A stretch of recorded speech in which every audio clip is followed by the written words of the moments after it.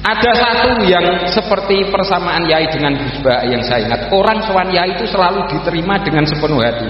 Siapapun yang sowan, pintu selalu dibuka. Tidak usah aturan protokoler, tidak. Yai hadir, Yai sehat, Yai apa? Orang sowan diterima dengan senang hati. Ini maziyah, keistimewaan yang sangat tidak dimiliki oleh Gus Bah. Sepakat ya? Mau sowan Gus Bah itu ngalah-ngalahi sowan Kanjeng Nabi saja, disowani siapa saja mau. Apa iki sak dhuwure Kanjeng Nabi kira-kira? Saya ini alhamdulillah malam ini derajat naik senaik-naiknya. Karena seumur-umur saya ini hanya bangga punya guru Mbah Mun.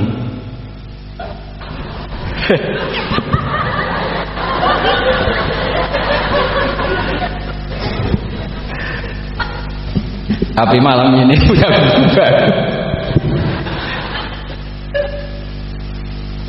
Nah ini sekaligus dicatat oleh Ketua Yayasan Gus Aupal tadi, Pak Amin mengaku saya muridnya. Ini satu kezaliman.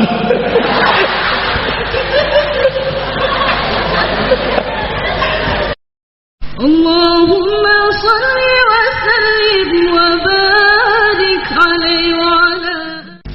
Ini terakhir Gus Bah. Ya Allah, kalau yang Gus Yasin dari sisi kenegaraan, Gus Iit dari sisi ilmiah, Gus Bah dari sisi humaniora, dari sisi sentuhan hati manusia sesama manusia, saya yakin di tempat saya itu desa sekali. Orang di atas gunung di Banyurit itu sowan Yai merasa seperti keluarganya Yai. Masih bisa dibuktikan. Dari yang mana lagi ketemu Yai merasa dihormati Yai seperti keluarganya Yai.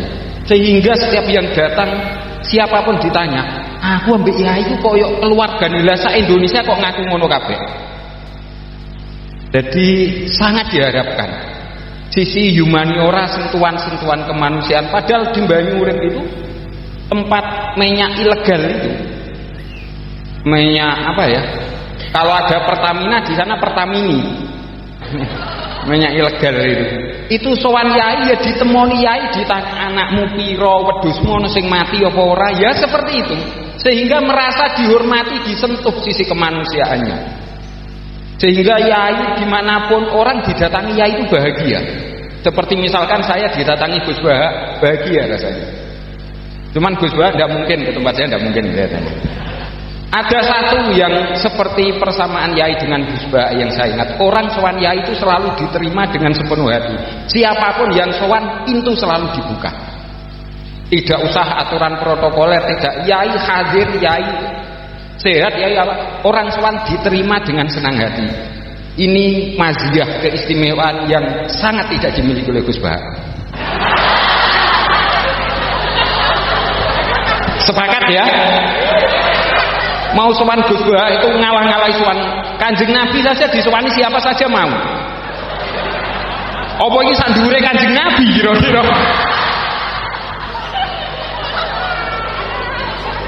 Saya sowan itu yang nemoni Gus Sabror. Itu. Wah, nanti kalau saya kepanjangan malah saya yang ngomong ini. Tidak pantas saya. Monggo Gus, sisi humaniora Yai, orang selalu mengharapkan kehadiran Yai sebagaimana mengharapkan kehadiran beliau. Kita menghadirkan Yai di hati kita. Kita menghadirkan Gus Bah di HP kita. Itu. Monggo Gus.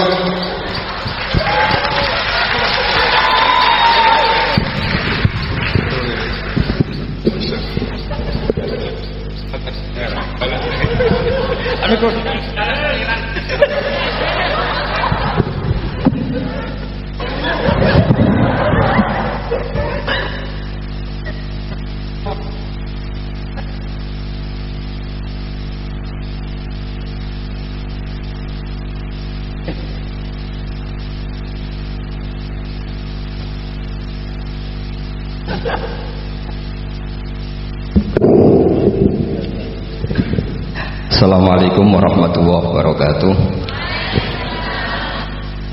Bismillahirrahmanirrahim. Rabbi shrah li sadri wa yassir li amri wahlul 'uqdatam min lisani.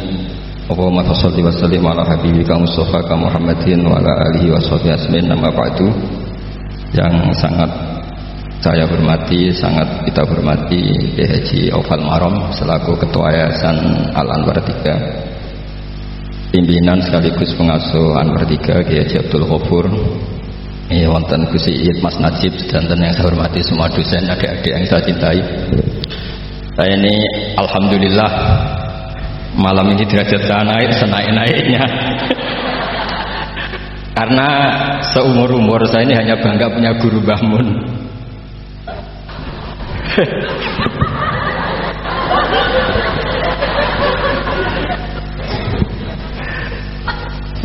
Tapi malam ini punya guru baru. Nah, ini sekaligus supaya dicatat oleh Ketua Yayasan Gus Aufal, tadi Pak Amin mengaku saya muridnya. Ini satu kezaliman.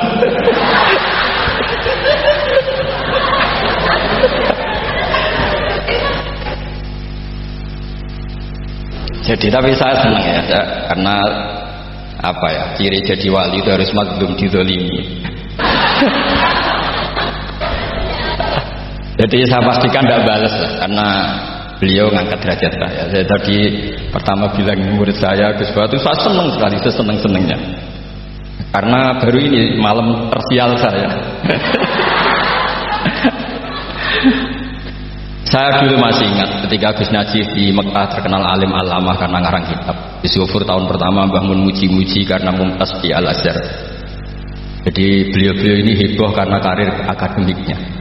Kalau Gus Amin karena ngelepas kambing di musola.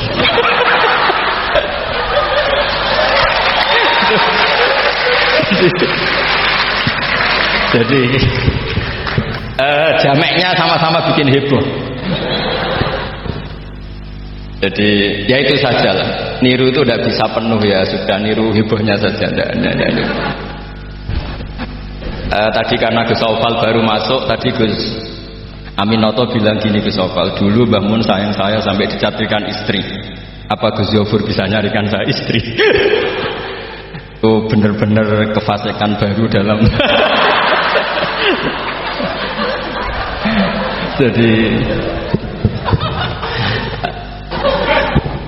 Jadi kita rileks saja karena ini apa ya, guyon itu bagian dari ibadah kelas tinggi. Ya ini betul, saya dulu mengkaji sama Gus Ghafur seperti beliau tadi cerita. Di antara kegiatan beliau kalau malam belajar usul fikih, kita belajar bareng-bareng. Di antara pendapat usul fikih yang menyenangkan kita itu adalah mubah itu wajib. Dan itu saya kenang betul. Isma min mubahin ila wa yatahaqqaqu bihi tarku haramimma. Ayatahaqqaqu bisukun tarku qati wa bisukut tarku qadam.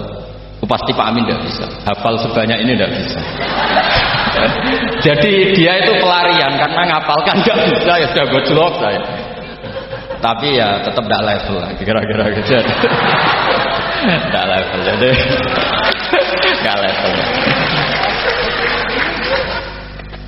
Artinya begini ya, malam ini kita guyon nikmati suasana seperti ini dengan Gus Ghafur, dengan Gus Aufal. Malam ini artinya kita ada dugem. Malam ini kita ada zina, ada dugem, tidak melihat hal yang maksiat. Jadi mubah itu tarkul haram. Tarkul haram wajib, meninggalkan haram itu wajib. Berarti fi'lul mubah juga wajib. Tapi mubah loh ya, bukan melepas kambing di musola.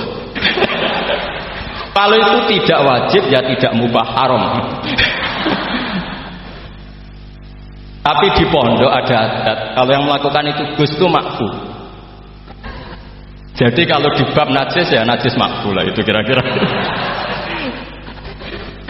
Artinya khazanah kita cukup untuk menganalisis itu. Saya memang di antara murid yang sering mengkaji Mbah Mun secara fikih. Saya pernah bilang di rumah dinasnya Gus Yasin, bagaimana beliau tadi menyinggung, ketika Gus Yasin diduetkan dengan Pak Ganjar, ini menjadi fikih abadi bahwa ada fikih besar, yaitu ulama tidak ada tradisi atau tidak boleh ada tradisi berhadapan-hadapan dengan umarok. Kita sama-sama berduet untuk kelangsungan bangsa ini secara damai dan bermartabat. Jadi nggak penting menurut saya Gus Yassin wakil gubernur apa Gus Yassin ketua DPR dulu, Kak Kamil ketua DPR, Gus Kamil. Yang menjadi penting bagi kita adalah fikih ini akan ada. Itu juga ketika Gus Yofur sekolah sampai doktor, bahwa ulama Sa'alim Mbah Mun, Putra Mbah Zubair tidak anti dunia kampus. Jika Gus Yofur sekolah ya sampai doktor. Juga beliau tidak anti khusyuk. Tadi kata Gus Iid, khusyuk yang dimaksud Yai bukan terus khusyuk. Karena Yai sering menghentikan manis zada khusyuan zada jalan, terus ada orang kayak Gus Amin, dia nggak khusyuk supaya nggak dikatakan bodoh. Itu memang cara beliau melawan makalah itu. Kalau beliau khusyuk kan nanti zada apa? Jalan, maka pura-pura ada khusyuk, selain itu fakta terus ya sudah jadinya seperti itu. Saya itu sering meneliti fikihnya Mbah Mun, mulai yang tadi. Saya masih ingat ketika Yai mau ketemu Bu Mega ketika mau haji. Yai tindak Jumat, ketemu Bu Mega itu Sabtu, beliau terbang Ahad. Di antara yang dihentikan ke santri-santri, kira-kira gini maknanya, besok saya ketemu Ibu Mega dan ini bagus supaya Indonesia damai karena ulama dan umaroknya ini satu kombinasi antara nasionalis dan religius. Beliau itu paling menghindari kalau Indonesia chaos, kemudian ada dosa yakulu batum bato. Kalau chaos itu mungkin potensinya saling bunuh, saling apa. Sehingga ketika melihat Mbah Mun ketemu Mega itu, pikiran pertama saya adalah sabut bima, jangan sampai terjadi. Karena biatan pertama Al-Quran adalah wa itakhadna mitsaqakum la tasfikuna dima'akum. Dan itu beliau melakukan itu dengan cara yang sangat elegan. Ketemu orang yang benar-benar jadi aktor di Indonesia. Siapa yang nggak ngerti Mbah Mun aktor penting dalam perjalanan agama di Indonesia. Mega sebagai simbol nasional. Beliau dengan besar hati ketemu, dan itu kita membaca fikih sebagai bentuk tiknan lidima'il muslimin, upaya supaya Indonesia itu damai baik-baik saja. Saya tentu belajar banyak dari Gus Yofur ketika menafsirkan kenapa Al-Barjanji itu menjadi mujaddid. Kata Gus Yofur, padahal karangan Al-Barjanji itu tidak besar-besar kayak Sayyid Zabidi yang ngarang kitab. Karena ketika negara lain bingung ya, atau beliau bingung menemukan format Islam, masih perang mencari bentuk ini Sunni atau apa, ribet perang. Indonesia itu terbangan. Betapa indahnya Indonesia, serasa perang terbangan. Ya ini gejolak-gejolokan, ya rileks santai. Sampai saya tidak tahu ini kiai dari mana. Makanya ini sekaligus untuk mahasiswa baru, terminan dosen Anda yang mulai yang waras kayak Gus Yofur, sampai yang kewarasannya kita tidak tahu tapi ya waras. Itu tadi Gus Yofur menambahkan Aminoto Setio Garwo. Saya tidak tahu itu tambahnya Gus Yofur apa ada di aktenya, nggak tahu saya. Tapi saya kenal Gus Amin itu lama sekali. Jadi saya tidak perlu cerita kalau beliau pernah ngaji saya karena nanti kasihan. Saya tidak perlu cerita itu karena saksinya lebih banyak beliau ngaji saya ketimbang saya ngaji beliau. Tapi itu cara beliau punya harga diri, ya monggo itu kalau saya terima dengan lapang dada. Jadi beliau orang kedua setelah Nawawi yang ngaku saya sebagai muridnya. Tapi saya mau cerita yang agak serius, ini 5 menit tentang fikihnya Mbah Mun. Tadi Gus Said bilang termasuk yang tahu banyak tentang karangan Mbah Mun termasuk tentu saya, selain santri-santri yang saya pernah ditanya Mbah Mun ketika di Masjidin Nabawi ditanya, nah apa kowe mbek Gofur kok ngotot aku seneng nulis. Saya bilang nanti biar cucu-cucu jenengan masih melihat naskah-naskah jenengan. Iya kata dia. Saya masih ingat dawuh Imam Syafi'i, Allah afqahu min Malik illa annahu daya'ahu ashab. Sebetulnya Imam Les itu lebih ahli fikih ketimbang Imam Malik. Padahal Imam Syafi'i itu muridnya Imam Malik, tapi fil fikih muji Imam Les. Allah afqahu min Malik illa annahu daya'ahu ashab. Tapi sayangnya Imam Les ini murid-muridnya nggak ada yang benar. Karena tulisan-tulisan Imam Les ini tidak ditadwin, tidak dimudawwan. Maka kita tidak ingin Mbah Mun yang kita idolakan, kita gurukan, kemudian bukunya tidak mudawwan.